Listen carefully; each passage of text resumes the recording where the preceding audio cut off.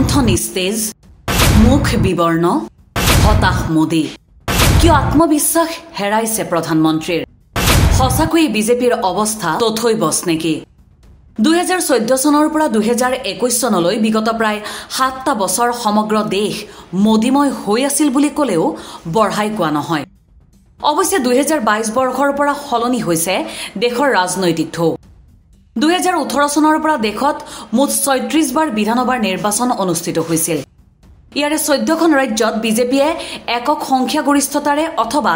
আন্দোলনৰ সহযোগী হিচাপে শাসনত আছে হিন্দী বলৰ ৰাজ্য হিচাপে খ্যাত মধ্যপ্ৰদেশ ৰাজস্থান বিহাৰ উত্তৰাখণ্ড উত্তৰ প্ৰদেশ ছত্তীশগড় মহাৰাষ্ট্ৰ হাৰিয়ানাত আছে বিজেপি নেতৃত্বাধীন অথবা বিজেপি সমৰ্থিত চৰকাৰ কিন্তু ইমানৰ পিছতো লোকসভা নিৰ্বাচনক লৈ বিজেপি আত্মবিশ্বাসী হ'ব পৰা নাই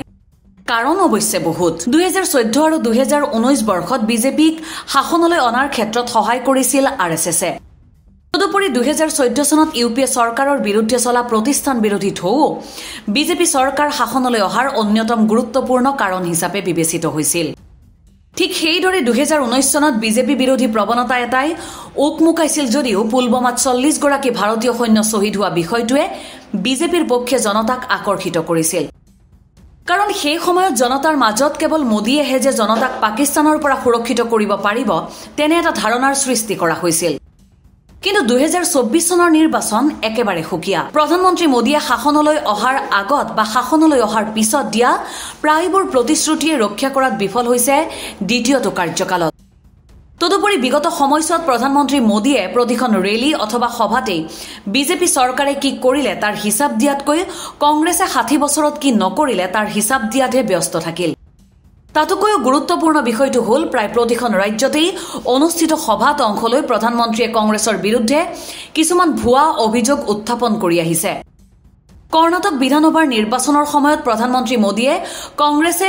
বজৰংবলীক তলা লগাব বুলি সাম্প্ৰদায়িক ভাষণ দি হিন্দু ভোটাৰক আকৰ্ষণ কৰিবলৈ বিচাৰিছিল কিন্তু 86% হিন্দু ভোটাৰ থকা ৰাজ্য কৰ্ণাটকত হিন্দু ভোটাৰক আকৰ্ষণ কৰিবলৈ বজৰংবলীৰ প্ৰসংগ উত্থাপন কৰিও ভয়ংকৰভাৱে মুখ থেকেচা খাইছিল বিজেপিয়ে 224খন আসনৰ মাত্ৰ 66খনত জয় লাভ কৰিছিল বিজেপিয়ে বিগত 5 বছৰত ৰাজ্যৰ নিৰ্বাচনত প্ৰধানমন্ত্ৰী মোদীয়ে নিজৰ ভাৱমূৰ্তিক লৈ নিৰ্বাচনী প্ৰচাৰ চলাইছিল ৰাজস্থান মধ্যপ্ৰদেশ আৰু ছত্তীশগড়ত সফল হৈছিল মোদী কিন্তু তাৰ বিপৰীতে মিজোৰামৰ নিৰ্বাচনত প্ৰচাৰ চলোৱাৰ সাহস গোটাব পৰা নাছিল মোদীয়ে বিগত নৱেম্বৰত অনুষ্ঠিত 5 ৰাজ্যৰ নিৰ্বাচনত মিজোৰামত এটা দিনৰ বাবে প্ৰচাৰ অভিযান চলাবলৈ অহাৰ কথা আছিল মোদী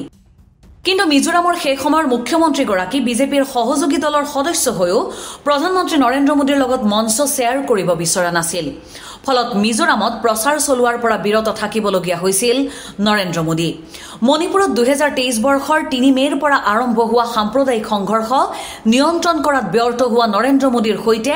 একেখন মঞ্চত বহিবলৈ অস্বীকাৰ কৰিছিল মিজোৰামৰ মুখ্যমন্ত্ৰীয়ে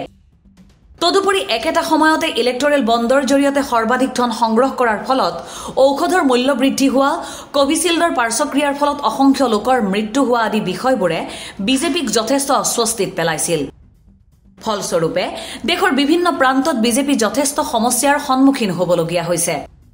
পৰিস্থিতি এনে পৰ্যায় পাইছেগৈ যে বিজেপিয়ে 400খন আসনক লৈ দেখা সপোন ত্যাগ কৰি বৰ্তমান কোনো ক্ষুদ্ৰ দলৰ লগ লাগি কেন্দ্ৰত চৰকাৰ গঠনৰ গুণাগথা কৰা বুলিহে প্ৰচাৰ চলিছে news desk report the cross current